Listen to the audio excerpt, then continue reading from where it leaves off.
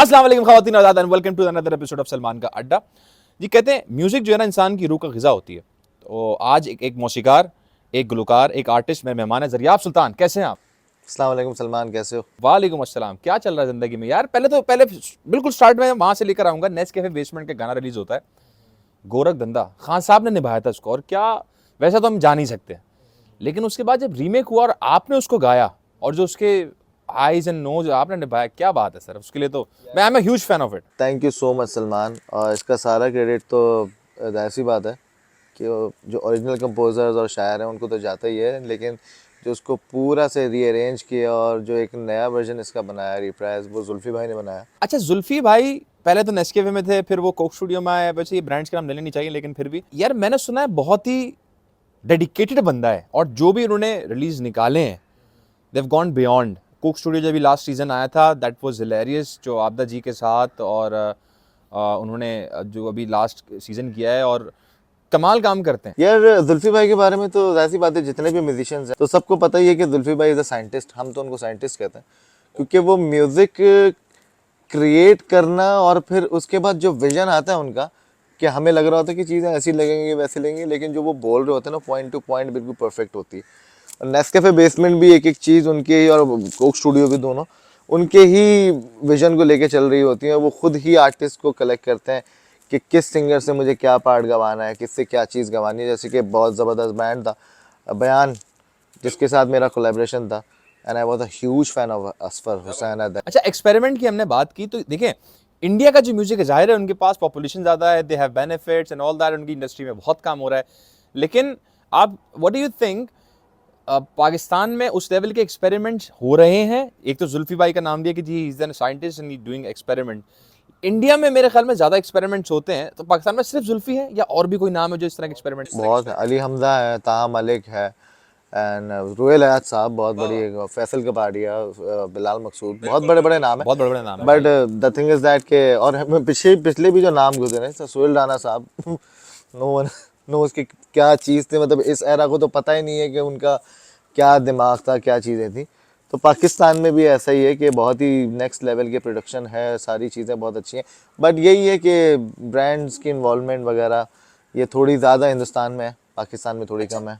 पाकिस्तानी गाने सिर्फ कमर्शलाइज होंगे तो हिट होंगे? एक नॉर्मल लड़का जो एक ना एक गाना बना रहा है, उसको वो हिट्स, वो फैन फॉलोइंग या वो इज्जत क्यों नहीं मिलती जब तक कि उस पर इंडिया का ठप्पा ना लगे, या कहीं बाहर होके ना आ जाए, या कोक स्टूडियो में ना आ जाए, या किसी ऐसे ऐसे मर्चेंडाइज पे ना आ जाए? यार ब्रो, सिंपल बात यही है कि ब्रांड्स क्योंकि ऐसी बात है, वो एक बड़ी इन्वेस्टमेंट करते हैं, बड़ी चीज़ होती है जो एक। देखिए, brands is a different thing. I am asking about the content and the lyrics. आठ सुर हैं, उन्हीं से खेलना है और सब उसी से खेलते हैं। उससे तो खेलते हैं, लेकिन उसके बाद सिंपल यही है, 8 सुरों को प्रेजेंट कैसे करना है। अब 8 सुर मैं एक मोबाइल की रिकॉर्डिंग से प्रेजेंट करते हैं, एंड देन फिर या तो फिर मैं बहुत बड़े किसी स्केल के ऊपर ले आकर और बहुत कोई नेक्स्ट लेवल वीडियो बना के उस तरह प्रेजेंट करूं, तो लोग तो वही देखेंगे ना। आप कह रहे हैं जो ब्रांड्स जो है उनके आने से फर्क पड़ता है या उनकी उनकी इन्वॉल्वमेंट से फर्क पड़ता है? पैसे से फर्क पड़ता है, क्योंकि एक जो बिल्कुल स्ट्रगलर आर्टिस्ट होता है, या कोई मतलब इस वक्त जो घर के अंदर जो आर्टिस्ट बन रहा है, वो इतनी बड़ी इन्वेस्टमेंट नहीं कर सकता। ब्रांड्स के साथ तो रीज़न यही होता है ना कि उनको अपना ब्रांड प्रमोट करना है, साथ साथ गाना भी होता जाहिर है, है फिर उनकी टीम्स भी होती हैं और क्रिएटिवली वो हर चीज़ों को देखते हैं। उनकी स्ट्रैटेजीज होती हैं, सब चीज़ें होती हैं, और पैसे नो डाउट वो बहुत अंधा पैसा लगाता है। नया लड़का जो होगा वो कितने लगा लेगा? बहुत ज़्यादा, एक प्रमोशन पे 50,000 लगा लेगा, और कितने लगा लेगा? उससे क्या फ़ायदा? कितना मुश्किल था कोविड के दौर में सरवाइव करना? देखें, after you have completed your struggle, मैं कहूँगा अभी आप स्ट्रगल से बाहर आए हो, शायद अभी भी थोड़ा बहुत स्ट्रगल कर रहे हो। स्टिल स्ट्रगल है, और मैं तकरीबन स्ट्रगल अभी भी चल रही है, वो हमेशा रहती है। मगर इस स्ट्रगल में कोविड का टाइम कितना मुश्किल था एक आर्टिस्ट के लिए सरवाइव करना? क्योंकि जितने भी लोग देखें, जो जॉब करने वाला बंदा है या एंटरप्रेन्योर्स हैं, बहुत बुरा टाइम देखा है कराची ने और पाकिस्तान ने, और पूरी दुनिया में इनफैक्ट इन्फ्लेशन आई है। अभी रिसेंटली भी इन्फ्लेशन आ चुकी है। कोविड के अंदर कितना मुश्किल था सरवाइव करना? सबसे ज़्यादा मुश्किल आर्टिस्ट के लिए था, क्योंकि हमारा जो मेन मीडियम ही था वो एक गैदरिंग था, एक आर्टिस्ट का। मतलब हाँ बिल्कुल, आर्टिस्ट अपने गाने बनाता, प्रोड्यूस क्यों करता है कि भाई वो अपलोड होए फेसबुक पे या वायरल होए, एंड देन फिर उसको एक कॉन्सर्ट मिले। वो उस कॉन्सर्ट में अपनी मर्जी के पैसे भी लेगा, और कॉन्सर्ट होगा तो क्राउड आएगा। और कोविड में तो यही था कि गैदरिंग ही नहीं होनी।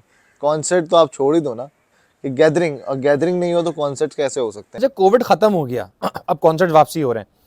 इन्फ्लेशन के बाद आर्टिस्ट के फिर जाहिर है जिस स्पीड से पैसे ऊपर जा रहे हैं आर्टिस्ट ज़्यादा चार्ज करता है, एंड देन कॉन्सर्ट्स के फिर जो पहले 1000 रुपये का पास था 1500 2000 अफोर्डेबिलिटी से बाहर जा रही है, ये एंटरटेनमेंट अफोर्डेबिलिटी से बाहर जा रही है। What do you think about that? यार कॉन्सर्ट्स के अंदर सीन भी तो आप ये देख रहे हैं ना कि फिर अफोर्डेबिलिटी से तो बिल्कुल वो बाहर जा रही है। और ऐसी बात है कि जिस तरीके के लोग भी अब मजीद और कॉन्सर्ट्स में पार्ट ले रहे हैं, अभी आपने देखा है किस तरीके के बीच में कुछ कॉन्सर्ट्स हुए हैं, क्या मिसहैप्स हुए हैं।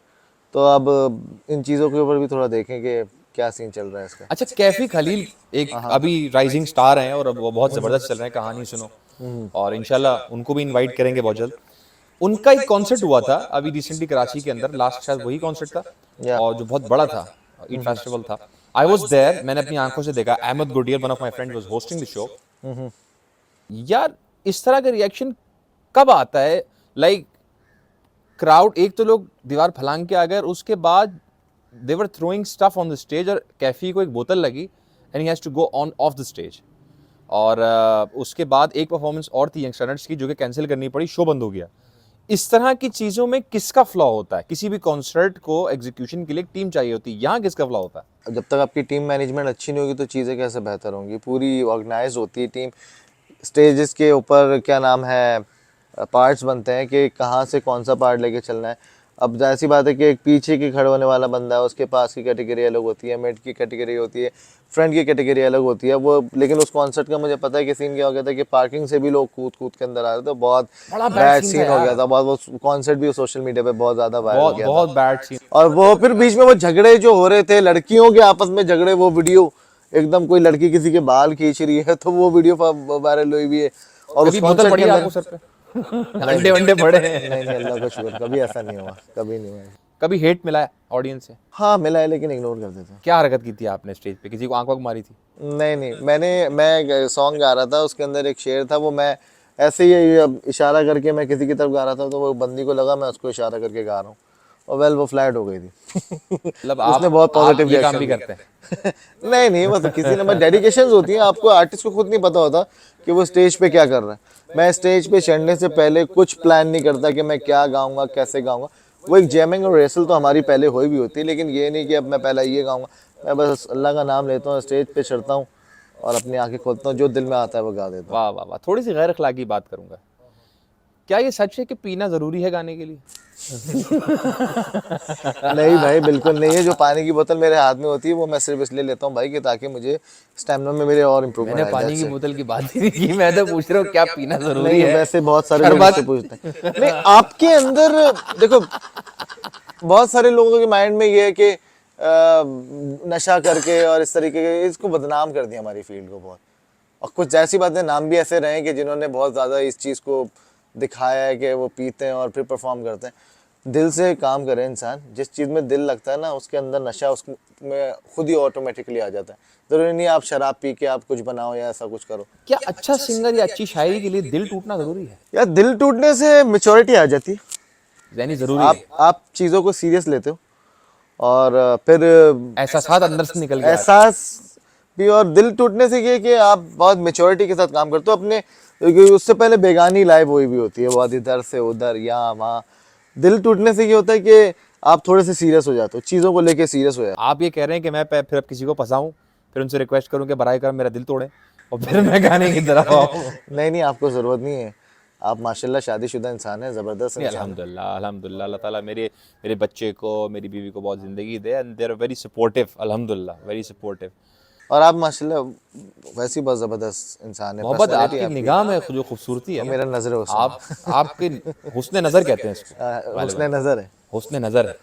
अच्छा, आगे बढ़ने से पहले अगर वो गाना थोड़ा सा सुना दे, रह जाएगा, गोरख धंधा, थोड़ा सा अगर 2 लाइनें अगर उसकी हो जाए। हाँ 2 लाइनें। मंजिल मेरी या रास्ता हो भी नहीं और हर जाओ, हो भी नहीं और हर जाओ, तुम एक गोरख धंधा हो, तुम एक गोरख धंधा हो।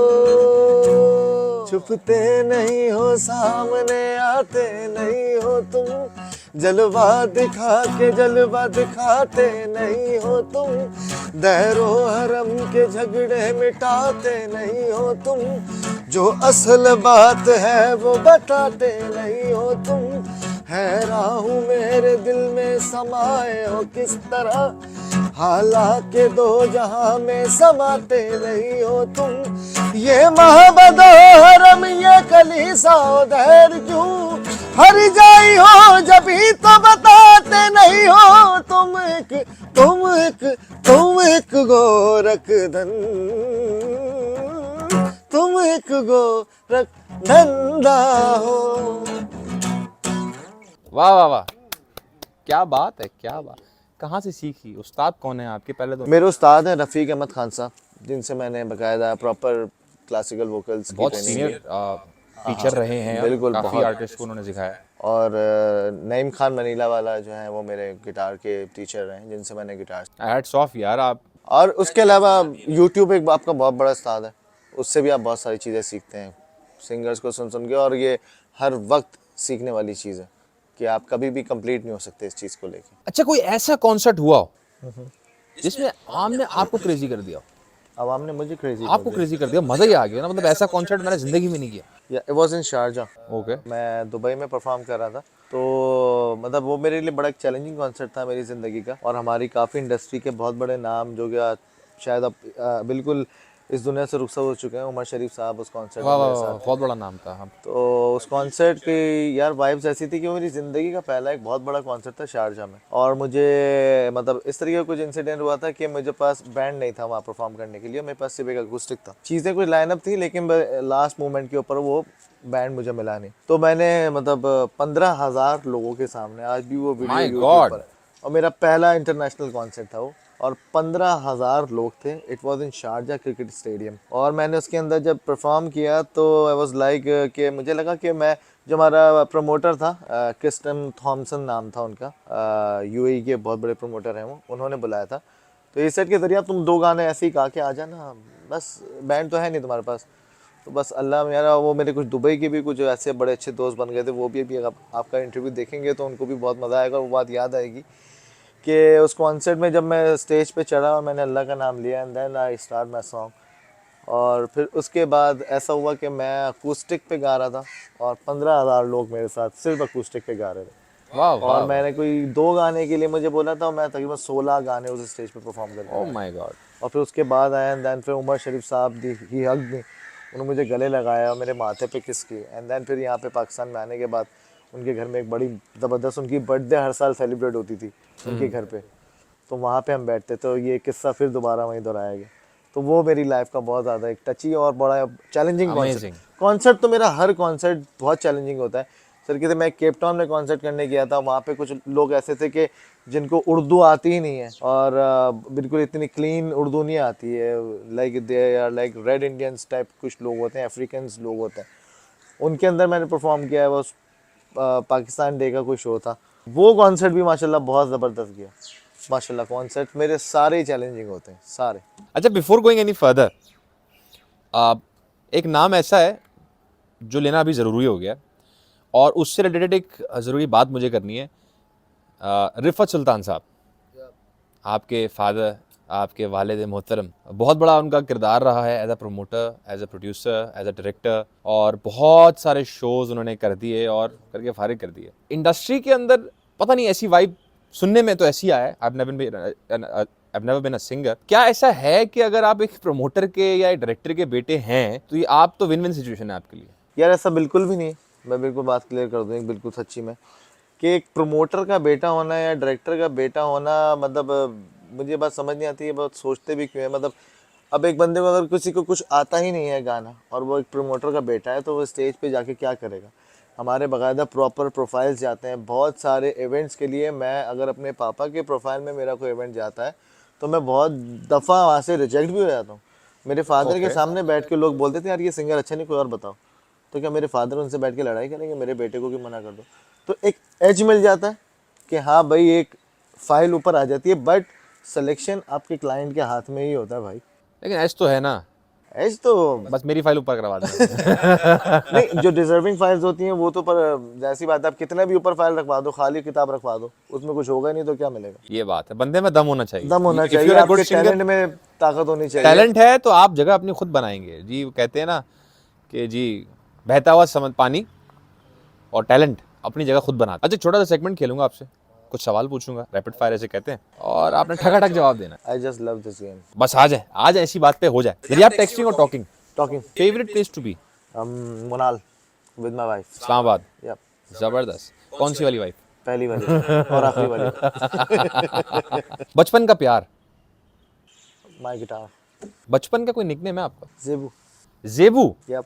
अब मैं जेबू बुलाऊंगा तुझे। ओके। ओके जेबू, अगर एक दिन के लिए तुम्हें गायब होने की शक्ति मिल जाए, you are invisible for a day, हाँ हाँ, क्या करोगे? गिटार सेंटर जाऊंगा। गिटार सेंटर जाओगे? तो ऑलरेडी है। गिटार सेंटर से लूंगा, वो न्यूयॉर्क में। अच्छा, न्यूयॉर्क जाके गिटार सेंटर से गिटार लेकर आऊंगा। वहां जाने के लिए भी तो बहुत टाइम चाहिए ना भाई, एक दिन के लिए। तो फ्री में तो जाना पड़ेगा ना। गिफ्ट देना अच्छा लगता है या लेना? गिफ्ट लेना अच्छा लगता है। मेरी बीवी बहुत गिला करती है मुझसे, गिफ्ट क्यों नहीं देते, बोलती नहीं है, लगता है मैं देता नहीं, लेकिन वो बहुत देती है मुझे गिफ्ट। आपको लेना पसंद मुझे है? गिफ्ट लेना बहुत पसंद है। कब दूं आपको मैं? आप जब चाहें। गिफ्ट ही देंगे ना। गिफ्ट देना भाई। यार फैमिली शो है, आप मरवाएंगे मुझे पता है। Favourite politician? One and only भाई। भाई? कौन से वाले? अब तो एक्टर हैं, चलू भाई। नहीं भाई। अच्छा असली वाले भाई बिल्कुल भाई, समझ गया, बिल्कुल बिल्कुल। पॉलिटिशियन की बात हो रही है ना, कोई भी हो सकता है। एज अ पॉलिटिशियन, जिन्होंने उनकी सियासत का भले अंदाज जिसको है, अलाव है या नहीं है, मेरे लिए तो is the best. But as a politician जो उनकी सियासत का स्टाइल रहा, जो उनका रहा, ठीक है, appreciate, respect that. Favourite actor? Danish Taimur. Danish Taimur is a great actor. Favourite actresses? यार वो नीलम मुनीर, नीलम मुनीर, वो जिनके होंठ के ऊपर तिल का नीलम निशान इज है। गना किल अस बोथ, बता रहा हूँ मैं आप। नहीं मुझे वो बहुत अच्छी लगती है, उनकी एक्टिंग भी अच्छी है, वो खुद भी अच्छी है। यार Neelam has struggle a lot, yup. और उन्होंने बड़ी मुश्किल से अपनी जगह बनाई है, लेकिन शी प्रूव्ड हरसेल्फ। उनका डांस ने भी बहुत स्ट्रगल किया, वो माही वे वाला डांस, तो मैंने पहली वीडियो वही देखी थी और बहुत अच्छी वीडियो थी। नहीं तो मैंने देखा है, मुझे वहीं से पता चला कि ये नीलम मुनीर है। उससे पहले मुझे नहीं पता, मतलब उससे पहले मैंने इससे देखा पहले होगा। मैं यूट्यूब पे था। वो फेसबुक की रील देखी थी मैंने। What's the craziest thing you ever done? 4th floor से छलांग मारी थी। हाँ, लेकिन मैं बेल्ट से बंधा हुआ था उस वक्त। अच्छा, वो था ना, वो सफारी पार्क के अंदर था, वो गोएश में आप जाते थे, वो 4th फ्लोर जितनी बिल्डिंग होती थी, उससे छलांग मारनी होती थी, तो मैंने उससे छलांग। चौथी मंजिल से कूद गए? हाँ, वहां से कूद गया मैं। जब नीचे आ रहा था, जब मैंने वो सब कुछ कर लिया, उसके बाद मुझे एहसास हुआ मैंने क्या कर लिया। फिर उसके बाद दोबारा बोला, दोबारा करना, मैं बोला नहीं भाई माफ कर दे। जिंदगी का सबसे फनी इंसिडेंट? यार वाज लाइक, मैं वही एयरपोर्ट पे था, कतर एयरपोर्ट पे, तो एक फैन आया मेरे साथ पिक्चर लेने के लिए, वो खातून थी, तो उनके साथ मैंने पिक्चर ली। और सबसे ज्यादा मजेदार एक आर्टिस्ट के लिए चीज वही होती है जब वो ट्रैवल कर, जब उसे अप्रिसिएशन मिलती एप्रिसिएशन मिलती है, और सबसे ज्यादा मतलब वो कूल हुआ होता है जब उसके कंधे पे गिटार डाला हुआ होता है ना। और जितने भी स्ट्रगलर्स जो हैं मेरी तरह, जो कि म्यूजिक इस वक्त कर रहे हैं और एक्सप्लोर कर रहे हैं, उन सबके लिए, और आप लोग भी इस चीज़ का बहुत वेट कर रहे होगे, जो कि मैं आजकल कर रहा हूँ, कि एयरपोर्ट वाला सीन होता है ना, वो वाइब ही अलग होती है। सबसे मेन बात, फ्री में सब कुछ मिल रहा होता है, जहाज का टिकट, खाना पीना, है फुल चिल सीन। तो उस वक्त मैं एक कतर एयरपोर्ट पे था, कॉन्सर्ट करके आ रहा था, तो वैसे ही तो हम बहुत चौड़े हुए थे कि कंधे पे हमारे गिटार, तो ऐसा लग रहा था कि सारी दुनिया हमें देख रही है। जबकि कोई कोई भी नहीं रहा होता, लगता था, पर जैसे कि अगर इमिग्रेशन पे भी कोई आपसे बात कर रहा है ना, तो ऐसा लगता है कि यार ये मुझे ही देख रहा है, मुझे नहीं, मेरे गिटार को देख रहा है, इसको पता चल गया मैं आर्टिस्ट हूँ। तो ऐसे ही मैं अपनी मस्ती में एयरपोर्ट पे जा रहा था, तो एक खातून आई, उन्होंने बोला मुझे पिक्चर लेनी है। ओ मैं और क्रेजी हो गया, मैंने बोला अरे प्लीज प्लीज आए आए आप, प्लीज आप आ मैंने जाए। पिक्चर ली। हाँ, मैंने पिक्चर ली। पिक्चर लेने के बाद क्या, वो फौरन ही दूसरी एक और खातून आ गई। मैं समझा ये भी लेंगी? हाँ, ये भी लेंगी, और 2-4 लोग देख भी रहे थे उनके सामने थोड़ा और। मैं बोला वो क्यों देख रहे हैं, वो क्यों नहीं आ रहे, चलो पहले इनकी लेता हूँ, फिर उनके साथ उनकी पिक्चर भी लूंगा। देन उनको शो ऑफ कराने के लिए मैं बोला हाँ हाँ बिल्कुल आ जाए। बोला नहीं बेटा, मुझे पिक्चर नहीं लेनी, वो अभी जो बच्ची पिक्चर लेके गई है ना, उसको बोलो वो डिलीट करे, क्योंकि उसके अंदर मैं आ गई हूँ। लाइक यार शेड यार। और वो जो लड़कियां खड़ी हुई थी, जो लोग खड़े हुए थे, वो सब हंसना यार ये क्या है यार, ये क्या है ये पहले खिंचवाता है फिर डिलीट करवाता है। एक दिन की आपको हुकूमत मिल जाए, पावर मिल जाए मुल्क के अंदर, क्या करेंगे? यार मैं सबको म्यूजिशियन, आर्टिस्ट, कलाकार बना दूंगा, सबको। सबको? ये फैक्ट्री कहाँ लगाई है आपने? ये फैक्ट्री कहाँ होनी चाहिए? ये फैक्ट्री वहां भी लग सकती है, और जहाँ आप सोच रहे हैं वहां भी लग सकती है। दुनिया का सबसे बड़ा झूठ क्या है? कोविड-19। अच्छा, आपको लगता है ये झूठ है? बहुत बड़ा, मैं नहीं मानता, still I don't believe it. Okay, हमारे कुछ पॉलिटिशियन है, उनका नाम लूंगा। खान साहब बहुत डैश शख्स हैं, planner, is a planner. He is okay. A good planner. Sheikh Rashid बहुत डैश इंसान है। स्वैग यार। और देखें अहमद हाथ में शिकार होती है बात दरअसल क्या है, वो मोटरसाइकिल पे निकलते हैं विक संभालते हुए अपनी जा रहे होते हैं, वो उनकी वीडियोस आई हुई होती हैं फुल। काश मेरी शादी डैश से हो जाती। काश मेरी शादी डैश से हो जाती, कैटरीना कैफ। भाभी आपने देख लिया ये बंदा सीरियस नहीं है ये अभी भी ऑप्शन देख रहा है, भाभी लेकिन भाभी बहुत भरोसा करती है। लेकिन उसकी शादी हो गई। क्या करें यार, विकी कौशल से हो गई। विकी सारा कौशल दुख से हो खत्म हो गया। गया, यार डिजर्विंग था। सारा दुख खत्म हो गया। लाइफ में अगर डैश हो तो मजा आ जाए। लाइफ में अगर ट्रैवलिंग हो तो मजा आ जाए। है आप मेरे टाइप के बंदे। मैं अभी भी वीजा लगवा के आया, पता है? कहाँ का? बताऊंगा आपको, कैमरा ऑफ हो जाए Okay. फिर बताऊंगा मैं आपको। अगर मैं ये नहीं होता, दरियाब नहीं होता, तो क्या होता मैं वकील होता। है? वकील। मुझे गोविंदा की मूवी थी, उससे बहुत इंस्पायर हुआ था मैं, क्योंकि मैं झूठ नहीं बोलता। क्योंकि मैं झूठ नहीं बोलता। यार कमाल मूवी यार थी, जबरदस्त फिल्म थी यार। She is love. जबरदस्त। गोविंदा साहब ने क्या एक्टिंग की। मैं I am a huge fan of यार गोविंदा। वो मतलब वो बंदे ने मतलब इस तरीके से मतलब अपने आप को मनवाया है कि उन्होंने कोई एक्स्ट्रा चीज नहीं करी कि बॉडी बिल्डिंग कर ली, तो क्या एक नेचुरल ट्रू और आर्टिस्ट। उनका अलग स्टाइल है डांस करते हुए। आहा आहा आहा। और अपनी उसके अंदर वो वही हीरो होते थे और वो पसंद थे लोगों को। वही जब वो अभी भी कैमरे पे तो- आ गए तो खत्म हो गई बात। बात ही खत्म है जाते जाते कोई एक पैगाम। यार। एक पैगाम यही कहूंगा कि यार जो अच्छा म्यूजिक है उसको सुने, सपोर्ट करें, और जो नए आर्टिस्ट ऊपर आ रहे हैं उनको आप अप्रिशिएट करें, और जो भी चीज़ें वायरल होती हैं या कोई भी चीज़ अगर आगे बढ़ती है तो उसको बढ़ने दें। उसके ऊपर उल्टी सीधी बातें नहीं करें, ये आगे क्यों बढ़ रहा है, वो आगे क्यों बढ़ रहा है। सब मेहनत से बढ़ रहे हैं यार, थोड़ी सी मेहनत कर रहे हैं या ज़्यादा कर रहे हैं, मेहनत हर चीज़ में होती है। तो बस अपने काम से काम रखें और जो चीज़ बढ़ रही है उसको बढ़ने दें। Thank you so much for being on the show Dariyab, और इंशाल्लाह हम फिर मिलते रहेंगे। आपको फिर शो पे आना है। सोनिया सोनिया जो आपका गाना था, अगर जाते जाते वो हो जाए। सोने हाँ गल सुन ले मेरी, मैं तकदा रहा बस तेरी तेरी जुल्फा दा साया मेरे दिल विच लहराया। सोने हाँ गल सुन ले मेरी, मैं तकदा रहा बस तेरी तेरी जुल्फा दा साया मेरे दिल विच लहराया। सोने गल सुन बिल्लो कदी मैनू भी मिलो, तेरी अखियां दा काजल कर मुंडियां नू पागल। वे गल सुन बिल्लो कदी मैनू भी मिलो, तेरी अखियां दा काजल कर दो सारे मुंडियां नू पागल। सोनिया गल सुन ले मेरी, मैं तकदा रहा बस तेरी तेरी जुल्फां दा साया मेरे दिल विच लहराया। सोनिया इसी के साथ ही अपना ख्याल रखिएगा। एक और एपिसोड के साथ मुलाकात होगी। अल्लाह हाफिज।